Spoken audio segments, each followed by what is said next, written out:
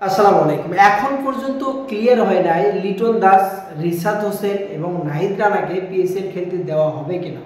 কতগুলো মিডিয়া থেকে যেটা গুঞ্জন সেটা হচ্ছে যে নাহিদ রানা এবং রিশাদ হোসেন অলরেডি অ্যাপ্লিকেশন করেছে এনওসির জন্য, বিসিবি সেটা সম্মতি দিবে কিনা এখন পর্যন্ত ক্লিয়ার বলেনি। লিটন দাসের বিষয়টা একদমই ধোঁয়াশা। এখন পর্যন্ত হয়তো বা লিটন দাস সেরকমভাবে এনওসির জন্য অ্যাপ্লিকেশন করে নাই, অ্যাপ্লাই করে নেই।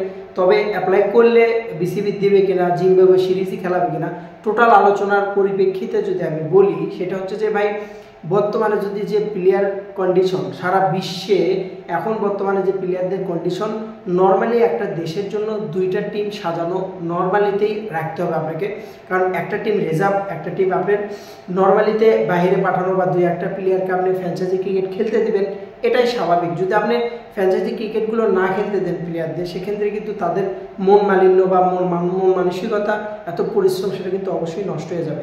তারা অবশ্যই চাইবে না বোর্ডের বিরুদ্ধে যাইতে, কখনোই চাইবে না। এখন জিম্বাবুয়ের মতো সিরিজ, বা আপনি যদি আয়ারল্যান্ডের মতো সিরিজ যদি পড়ে আপনি, বা আরও যদি ওমানের সাথে যদি সিরিজ পড়ে, হংকংয়ের সাথে যদি সিরিজ পড়ে, সেই সব সিরিজেও যদি আপনি বাংলাদেশি যারা চান্স পাইছে তাদের বিহীন যদি খেলাতে আপনি না পারেন, তাহলে তো ভাই আপনি বিকল্প কোথায় পেলেন? এখনও যে বিকল্প করছেন, যে মাহমুদুল্লাহ রিয়াদ রিটায়ারমেন্ট নিয়েছে, তার বিকল্প এখনও কোথায়? বর্তমানে কোন কন্ডিশনে খেলবে?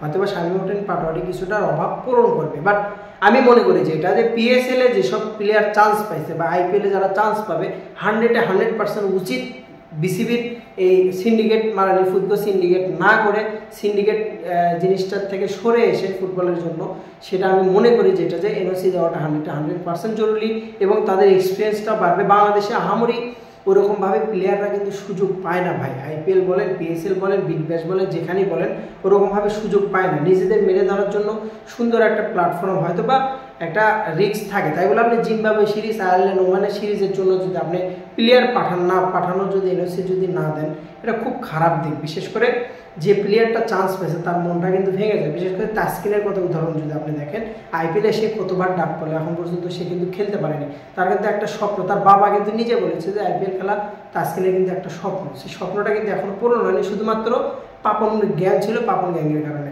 তো এখনও যদি সেই ফারুক গ্যাং যদি সেম কাজটাই করে, তো পাপন আর ফারুকের মধ্যে কোনো তফাৎ থাকবে না। তো আমি মনে করি জিম্বাবুয়ে সিরিজ ইম্পর্টেন্ট, ঠিক আছে, যে কোনো সিরিজে ইম্পর্টেন্ট, কোনো দেশকে ছোট করে দেখার সুযোগ নেই, বাট তাদের যে চান্স পাইছে অবশ্যই তাদেরকে খেলতে দেওয়া উচিত। এটা নিয়ে নাটক না করে দ্রুত এনওসি দিয়ে তাদেরকে পিএসএল খেলার আহ্বান জানাচ্ছি। বেস্ট অফ লাক, ভালো থাকুন।